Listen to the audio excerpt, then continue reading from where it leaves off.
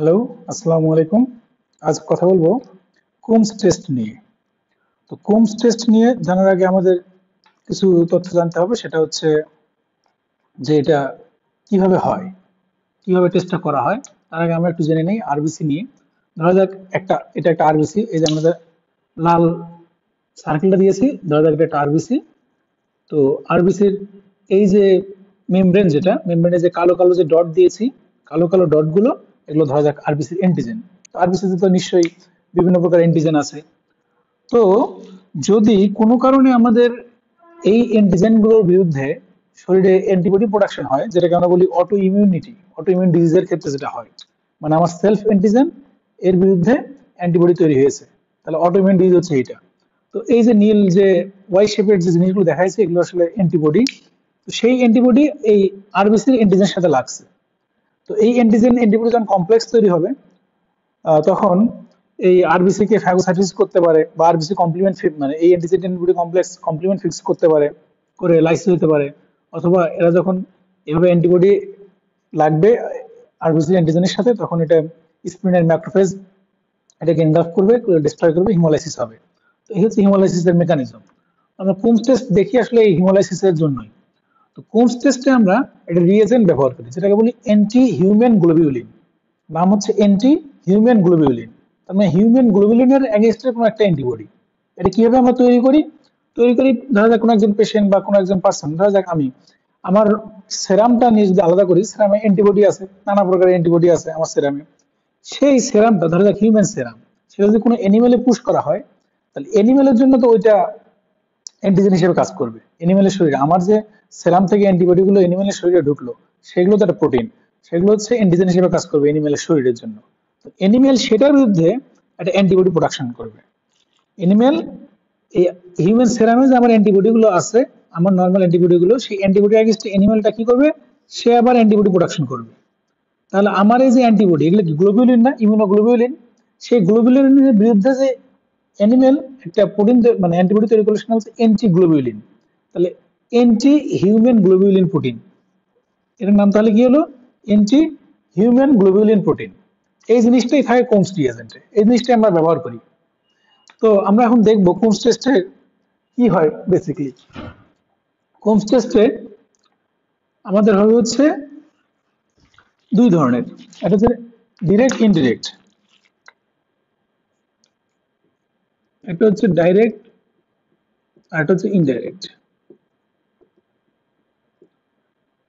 তো ডিরেক্ট কোমস টেস্টের আরেকটা নাম হচ্ছে ডিরেক্ট অ্যান্টিগ্লোবিউলিন টেস্ট, ওই যে অ্যান্টিগ্লোবিউলিন যেহেতু ইউজ করি আমরা, অথবা ইনডিরেক্ট অ্যান্টিগ্লোবিউলিন টেস্ট। তো ডিরেক্ট কোমস টেস্ট কোনটা?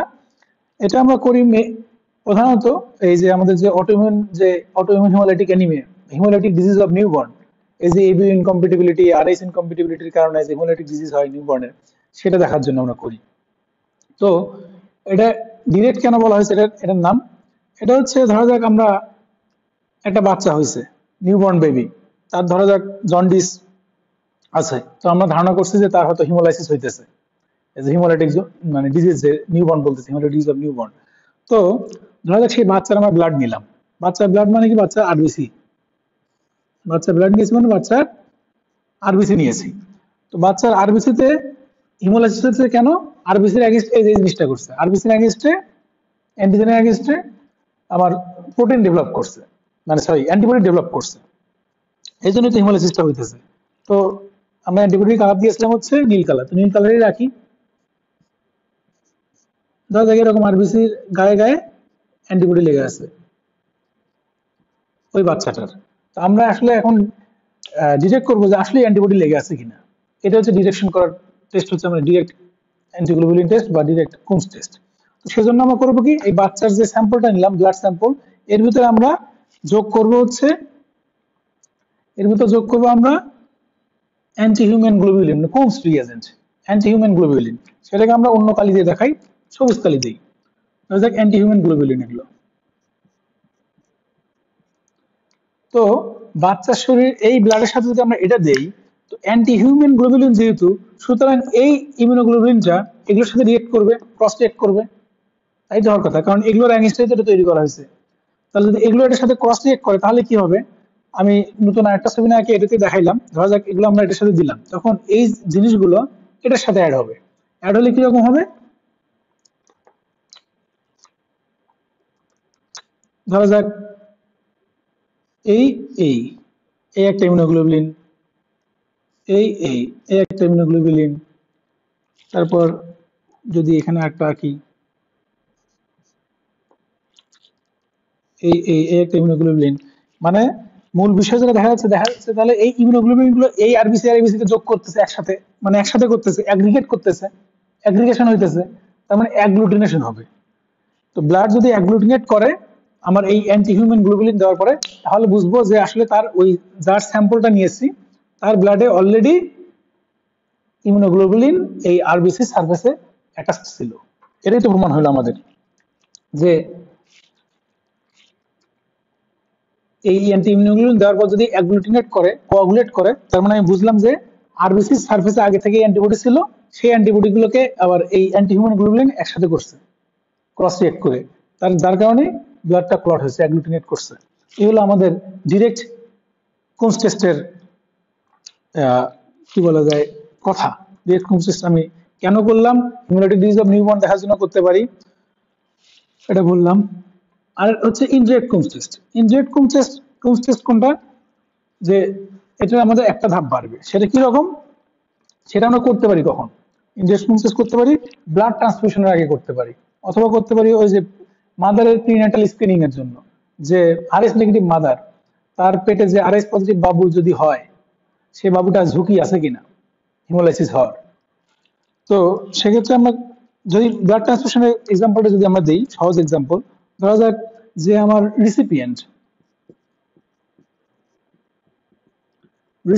যে আমরা দেখব যে একজন অসুস্থ পার্সন যার রক্ত দরকার, তাকে যদি আমরা ব্লাড দেই, কারো একজনের ব্লাড মানে ডোনারের ব্লাড, সেই ব্লাডটা দিলে হিমোলাইসিস হয়ে যাবে কিনা, সেই ব্লাডটা দিলাম আমার শরীরে, যে পেশেন্ট তার শরীরে ব্লাড দিলাম, ব্লাড দিলে সেটা ডিস্ট্রয় হয়ে যাবে কিনা, মানে আমি দেখবো রিসিপিয়েন্টের শরীরে এমন কোনো অ্যান্টিবডি আছে কিনা, রিসিপিয়েন্টের শরীরে এমন কোনো অ্যান্টিবডি আছে কিনা যেটা ডোনারের ব্লাডকে লাইসিস করে দিতে পারে। তো সেজন্য আমরা কি করব, রিসিপিয়েন্টের আমরা কি নিব, রিসিপিয়েন্টে নিব সেরাম, রিসিপিয়েন্ট থেকে আমরা কি নিব, সেরাম, কারণ কি সেরামে তো অ্যান্টিবডি আছে, যদি থাকে সেরকম কোনো অ্যান্টিবডি যেটা আরবিসি ডোনারের আরবিসি এগেইনস্টে কাজ করবে, রিসিপিয়েন্টে আমরা সেরাম নিলাম, আর ডোনারের কি নিব, রিসিপিয়েন্টের সেরাম নিলাম, ডোনারের, তাহলে ডোনারের ব্লাড অ্যাড করব, তাহলে ডোনারের ব্লাডে কি আছে, আরবিসি, আর আমি দেখবো ডোনারের ব্লাডে আরবিসির যে অ্যান্টিজেন আছে, আরবিসির যে অ্যান্টিজেন আছে সেই অ্যান্টিজেন এটার সাথে বাইন্ড করে কিনা, এই তো আমাদের দেখার উদ্দেশ্য। তাহলে আমি রিসিপিয়েন্টে নিলাম সেরাম, যেখানে আছে অ্যান্টিবডি, ধরলাম অ্যান্টিবডি আছে, এই ধরেই তো আমরা টেস্টটা দেখাবো আর কি, অ্যান্টিবডি। আর আরবিসির যে ডোনারের যে আরবিসি, তার শরীরে কি আছে, তার শরীরে আছে অ্যান্টিজেন, তার শরীরে আছে অ্যান্টিজেন। তাহলে যদি আমরা এই দুটো একসাথে করি, এই দুটো যদি আমরা একসাথে করি তাহলে কি দাঁড়াবে, এরকম আরবিসি ধরা যাক আরো একটা আঁকলাম, এই দুটো যদি আমরা একসাথে করি তাহলে আরবিসির গায়ে যেহেতু অ্যান্টিজেন আছে এবং আমরা রিসিপিয়েন্টের ডোনার দিয়েছি, রিসিপিয়েন্টের যদি সেরাম দিয়েছি, তাহলে সেরামে আছে অ্যান্টিবডি, তাহলে অ্যান্টিবডি গুলো এর সাথে বাইন্ড করবে।